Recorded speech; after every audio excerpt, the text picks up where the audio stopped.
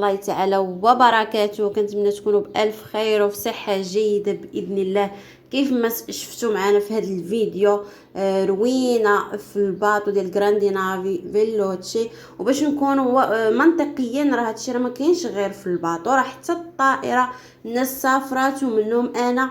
راه يعني الكليمة ما كايناش، راه واحد الصهد اللي هو الله يحسن العوان. الناس راه ما كتوصل حتى كتوصل مقرفصه، بالاخص الناس اللي عندها وليدات صغار. راه كاين وعاد كاين هذا الحر هذا، ما كايناش الكليمه لا في باطو لا في طائره، راه ماشي غير في الباطو باش نكونوا واضحين. غير هو الباطو الناس راه كتبقى جالسه واحد المده ديال 3 ايام. راه يعني راه خاص تكون الكليمه ضروريه، لان الناس ما تقدرش تصبر.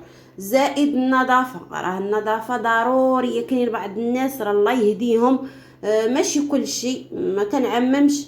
راه كاين الناس اللي كتدخل المراحيض واخا تيكون الماء موجود، راه كتقضي حاجتها وكتخرج بلا ما تخوي الماء، تاكل وتلوح، ما مسوقاش. يعني راه زعما راه كاين الناس اللي خدمتها ديرها. يعني راه كاينين الناس ديال البوليسيه اللي غادي ينوضوا ينقيو، ولكن لا، حنا كمواطنين باش تكون عندنا واحد النظره علينا، واحد النظره زوينه، خاصنا نكونوا نقيين. راه النظافه من الايمان، راه هاد الكلمه راه كنسمعوها من كنا صغار. يعني الواحد راه خاص النظافه تربى معاه من الصغر، باش حتى وليداتنا من يكبروا يكبروا بحالنا.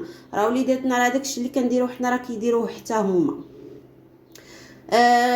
الحاجه الايجابيه هو ان التكرفيس اللي كنتكرفسوا في الباطو او في الطائره، مني كنوصلوا عند حبابنا وعند عائلتنا وكنشوفوا والدينا، كنساو كل شيء. كنقولوا ما عمرنا نبقاو نسافروا لا في طائره ولا في باطو، ما عمرنا نبقاو نعاودوا على هاد التكرفيس وعلى هاد قله الوعي اللي عند بنادم. ولكن راه الواحد ملي كيوصل للمغرب راه تتنسى كل شيء الحمد لله. كتجلس مع الوالدين اللي ما كتكونش شايفهم واحد المده اللي هي طويله ومشوق ليهم، راه كلشي كلشي كيتنسى. وحتى من الواحد كيرجع ثاني لهنا البلاد المهجر مع الخدمه وتماره والغربه وعاد السنين كدوز، راه لابد الواحد ما كيسافرش.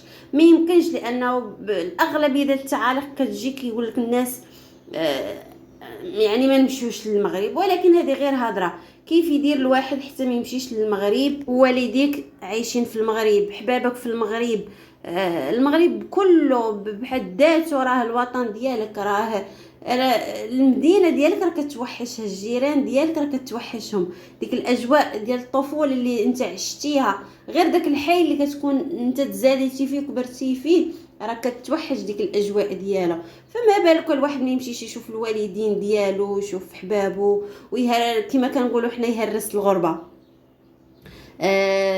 هذا هو الفيديو ديال اليوم. الواحد يكون واعي، والنظافه فين مشى الواحد يخلي بلاصتو زوينه، وتكون علينا واحد الصوره حنا كمغاربه زوينه، سواء في الطياره او في الباطو، باش ما نخليوش بحال هاد الفيديوهات يبقاو بنادم يكثر في الهضره والقيل والقال.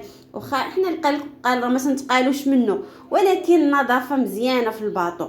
احنا كمغاربه خاصنا نكونوا يعني نخليو علينا واحد الصوره زوينه. كنقول لكم ما تنساوش اللايك، ما كديروش لايك ما تخسروا عليه والو، خليوه بصيمه.